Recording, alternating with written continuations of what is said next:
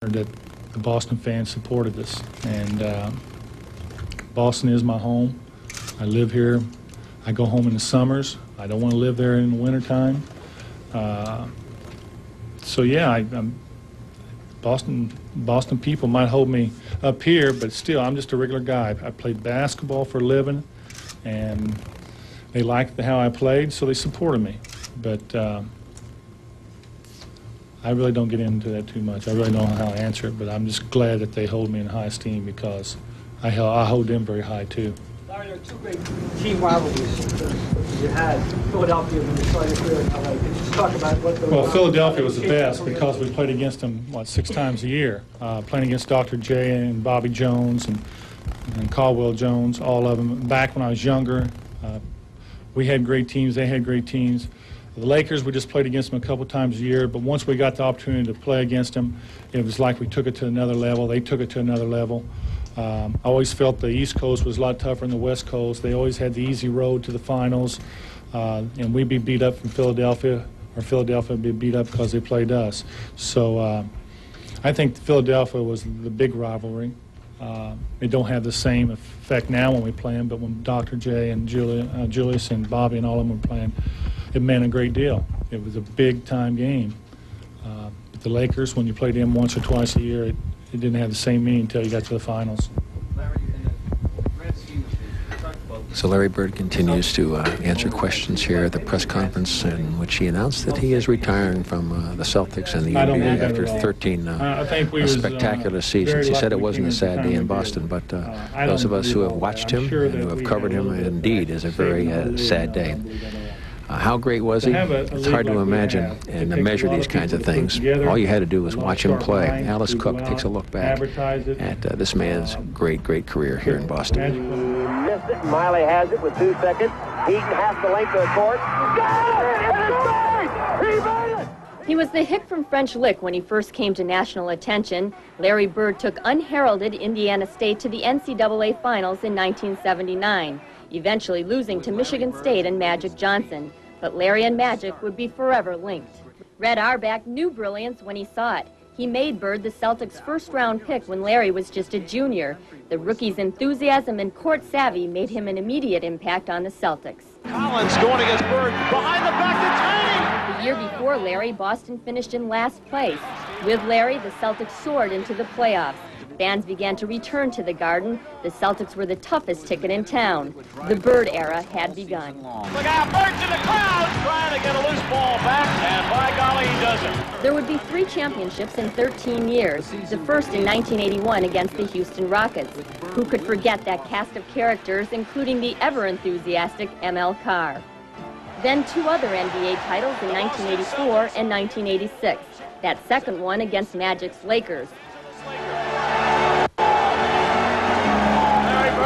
Congratulations, you were the most valuable player.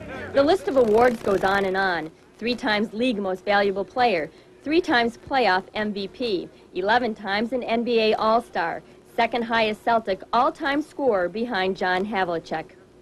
But with age came the inevitable injuries. Bone spurs kept him out for most of the entire 88-89 season. Then 2 years ago, a painful and reoccurring back injury. Off-season surgery helped a little, but this past season evolved into a nightly game of guessing. Would he play or won't he? Many nights he did not. From underneath the tunnel. There were personal tragedies as well. Magic Johnson's announcement this season that he was retiring after contracting the AIDS virus. The two had come into the league together, taken the NBA to its greatest heights. It was the most emotional we had ever seen Larry. I've been very depressed and sort of been out of it. I just can't believe what's happening, but you know, I know Magic's healthy right now, and he's going to live on, and it's just a sad situation, and you know, I just hope for the best, but the last couple of days have been awful tough. His last official uniform would not even be the Celtics green. Instead, it was the red, white, and blue of the Dream Team at the Barcelona Olympics. A gold medal and a place on the greatest basketball team ever assembled. A fitting end for one of the greatest of all time. Alice Cook, TV4 Sports. Playing with Michael was great. Playing with Patrick, all right, Alice, as Larry continues to recount some of his great memories over the last 13 years, you had a chance to see them He also said that this was a day that he did not want to come, but he knew it was inevitable, and he's going to deal with it. How about the fans of Boston? They may have a more difficult time dealing with this than Larry Bird has had today. Joe Shortsleeve is standing by live at Champions with some reaction from the Boston fans on today's inevitable, but nonetheless stunning announcement. Joe? Bob, I am at Champions Sports Bar, and as you know, this is partly owned by Bob Wolf, who is Larry Bird's agent. I'm surrounded by Larry Bird memorabilia. His jersey's on the wall. A basketball signed by Larry Bird is also here. They all became a whole lot more valuable just a few minutes ago. Reaction from fans, most say they anticipated the news. Nonetheless, many are saying they're very saddened by it as well. It definitely is the end of an era. It's going to be sad to see him go, and there's something magical that happens in the Garden when he comes in there every time that he comes in to play. But, you know, like I said, I guess he knows best. It's probably a disappointment to Boston. He's a valuable player and a good sport. It's a sad chapter. It really is. He's a legend. My hero.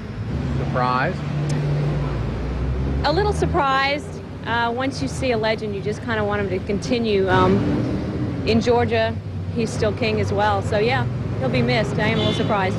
It'll be sad to see him go, but I think everybody's realizing that it's going to happen, and just have to deal with it.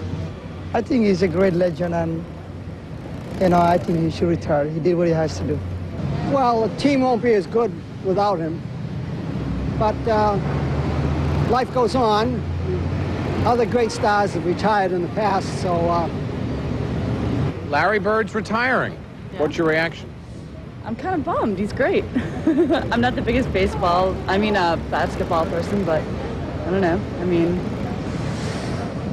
it's really too bad. How come he's retiring? It's really a little strange. Most people we talk to say they are not surprised that Larry's retiring. Nonetheless, there is a hint of sadness in the air. It's a cliche, but it is the end of an era. I think Larry Bird just made us all feel a little bit older today. Live at Champions, I'm Joe Shortsleeve. Back to you, Bob. All right, Joe, thank you very much. Here at the Blazed Boards at the Boston Garden, where Larry Bird, his conference at noon was called to make the announcement that he is stepping down. He just could not play anymore through the pain. And as much as he's going to miss the game, he felt that this was what he had to do.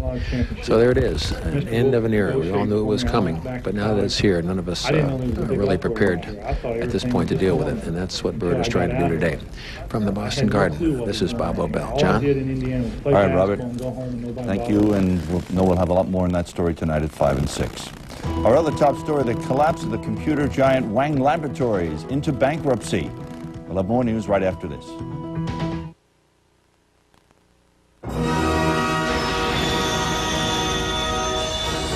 Phantom is now playing at the Wang Center through November 14th. Call 931-2222.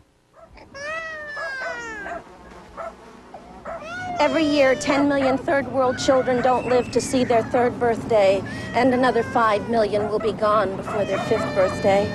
Those that do live beyond that ripe old age for this part of the world will grow up in dung heaps like this. Happy birthday. I've been asked if, after witnessing this god-awful misery for the last 17 years, have I finally gotten used to this? Used to this? How can a human being with eyes and ears and a heart get used to this? The vile odor of a place